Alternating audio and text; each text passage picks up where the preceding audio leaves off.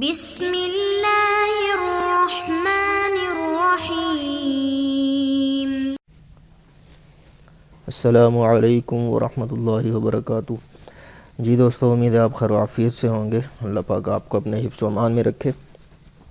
آج کے اس درس میں ہم گفتگو کریں گے امانت پر، کہ امانت کا اسلامک بینکوں میں کیسے استعمال ہو رہا ہے۔ بینک کا جو بنیادی مقصد ہے وہ دو ہی ہیں، وہ پیسہ لوگوں سے لینا اور آگے لوگوں کو پیسہ دینا، اور اس لینے اور دینے کے کام کے درمیان جو فرق ہے اس کے ذریعے سے نفع کمانا۔ تو اب بینک امانت کا اس مقصد کو پورا کرنے کے لیے کیسے استعمال کرتا ہے، کرتا بھی ہے یا نہیں، کس طرف کرتا ہے، لینے کی طرف کرتا ہے یا دینے کی طرف کرتا ہے، ان ساری باتوں پہ آج ہم گفتگو کریں گے۔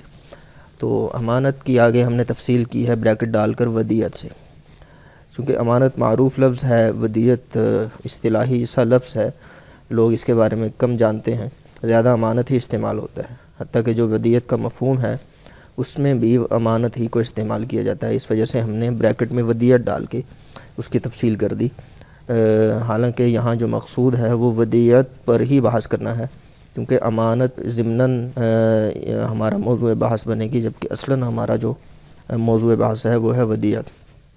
تو ودیعت کی تعریف دیکھتے ہیں کہ ودیعت کسے کہتے ہیں۔ ودیعت کا جو لغوی معنی ہے، ودیعت ودا سے ہے، اس کا معنی ہے چھوڑنا۔ اصطلاحی معنی میں یہ مزید واضح ہوگا کہ ودیعت میں چھوڑنے کا معنی کیسے ہے، کسی چیز کو کسی کے پاس حفاظت کے لیے چھوڑ دینا، حفاظت کے لیے رکھوا دینا، یہ ہے ودیعت۔ اس ملکیت جو ہے وہ مالک ہی کی رہتی ہے، جس کے پاس حفاظت کے لیے رکھوائی جاتی ہے وہ صرف اس کا نگران اور اس کا محافظ ہوتا ہے۔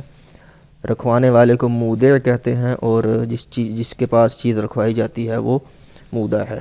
تو اصطلاحاً اس کی جو عربی میں تعریف کی گئی ہے وہ ہے التسلیط علی حفظ المال، یعنی مال کی حفاظت پر کسی کو مسلط کر دینا، کسی کو متعین کر دینا۔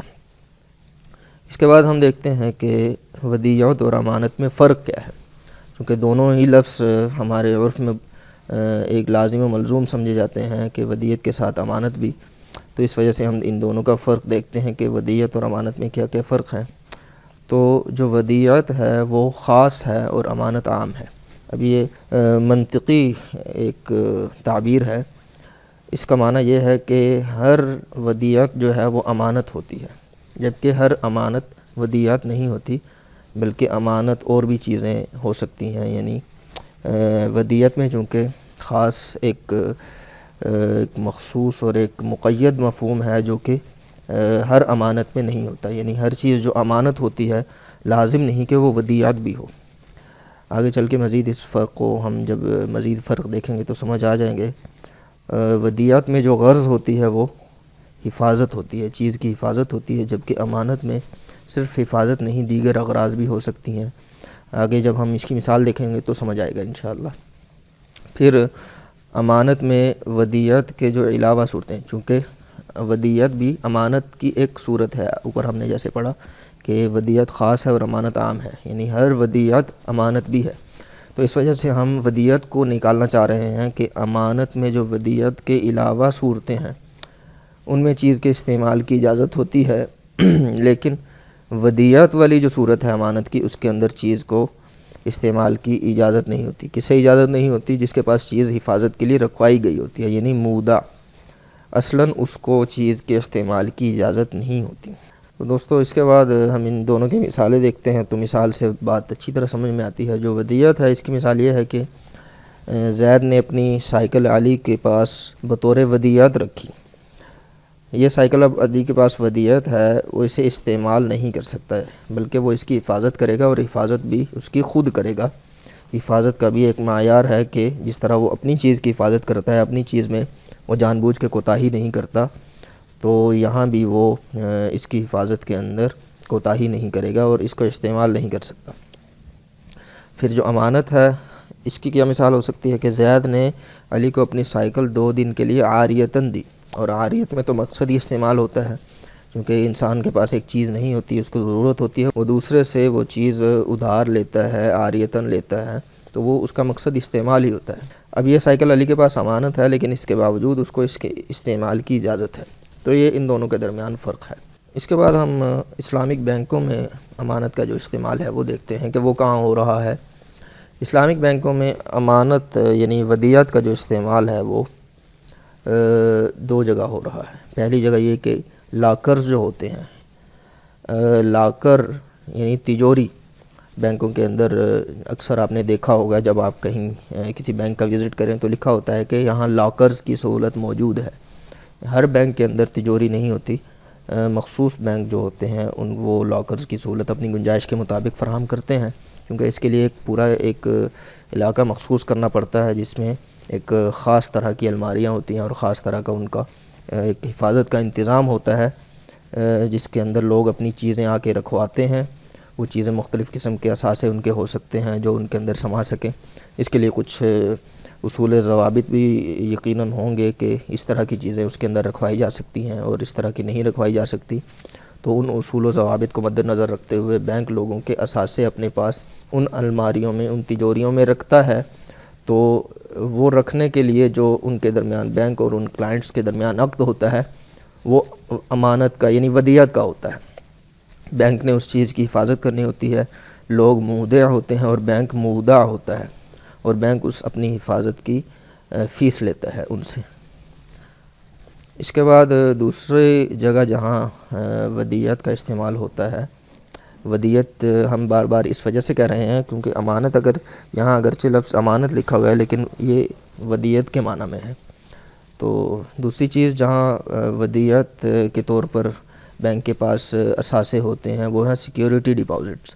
سیکیورٹی جسے ہم عام طور پر بیانہ کے لفظ سے بھی تعبیر کر دیتے ہیں، عقد کے شروع میں جو پیسے دیے جاتے ہیں، یا جو پگڑی ہوتی ہے، پگڑی جیسے کرائے کے معاملے میں جو پگڑی دی جاتی ہے اس کو ہم اکثر سیکیورٹی سے تعبیر کر دیتے ہیں. تو اسی طرح بینک بھی مختلف عقود کرتا ہے، تو ان میں اپنی یقین دہانی کے لیے کہ میں یہ عقد اس میں داخل ہو رہا ہوں، تو کچھ چونکہ کلائنٹ جو ہوتا ہے وہ اس کے لیے اجنبی ہوتا ہے، تو بینک چاہتا ہے کہ میں اس عقد میں داخل ہو رہا ہوں جس پر بینک کے وسائل لگتے ہیں.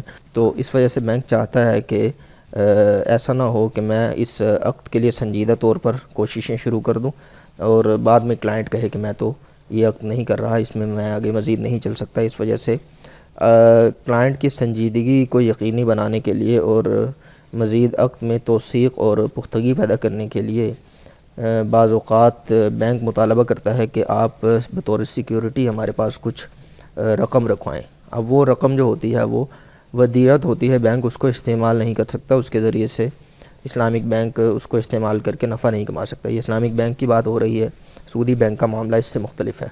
تو یہ سیکیورٹی ڈپازٹ جو ہوتے ہیں یہ بینک کے پاس بطور امانت ہوتے ہیں، بینک ان کو جوں کا توں اپنے پاس محفوظ رکھتا ہے اور بعد میں کلائنٹ کو وہ رقم واپس کر دیتا ہے. تو اسلامک بینک میں امانت کا یعنی ودیعت کا یہ استعمال ہو رہا ہے.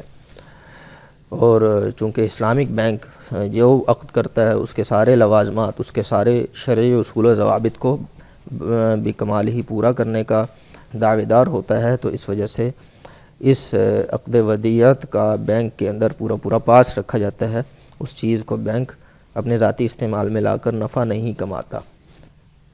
دوستو ایک بات مزید یہ غور کرنے کی ہے کہ کرنٹ اکاؤنٹ کے اندر جو رکھی جانے والی رقم ہے اس کے لیے بھی ڈپازٹس لفظ بولا جاتا ہے. ڈپازٹس یہاں ہم نے جو سیکیورٹی ڈپازٹس کی بات کی وہاں بھی ان کو ڈپازٹس کا نام دیا جاتا ہے، لیکن وہ ڈپازٹس جو ہیں وہ اس معنی میں نہیں ہوتے جس معنی میں یہ سیکیورٹی ڈپازٹس ہیں، بلکہ وہ صرف نام ہی کے ڈپازٹس ہوتے ہیں. ڈپازٹس وہ صرف اس معنی میں ہوتے ہیں کہ وہ لوگوں کی طرف سے جمع کرائی جانے والی رقم ہوتی ہے، لیکن وہ بطور امانت نہیں ہوتی، یعنی کہ بطور ودیعت نہیں ہوتی، بلکہ وہ بطور قرض ہوتی ہے. اسلامک بینک اس کو استعمال کرتا ہے، اسلامک بینک بھی اور کنونشنل بینک بھی اس کو استعمال کرتا ہے، اس کے ذریعے سے نفع کماتا ہے، اس کو مختلف جگہوں پہ لگاتا ہے، اور کلائنٹ کو جب وہ چاہیے ہوتے ہیں تو کلائنٹ ان سے مطالبہ کر کے وہ رقم واپس لے لیتا ہے. تو چونکہ قرض کی رقم ہوتی ہے تو قرض کی رقم کا حکم یہی ہے کہ آپ جو مقروض ہے وہ اس کو استعمال کر سکتا ہے، اور جو قرض خواہ ہیں جب وہ مطالبہ کرے اس کو واپس کرنا لازم ہوتی ہے. تو اس سے متعلق پچھلے درس میں بھی یہ بات ہوئی جس میں ہم نے قرض کو دیکھا تھا کہ قرض بطور موڈ آف فائنانس کیسے اسلامک بینک میں استعمال ہوتا ہے. تو وہاں بھی ہم نے یہ بات دیکھی تھی کہ کرنٹ اکاؤنٹ کی بنیاد قرض ہے.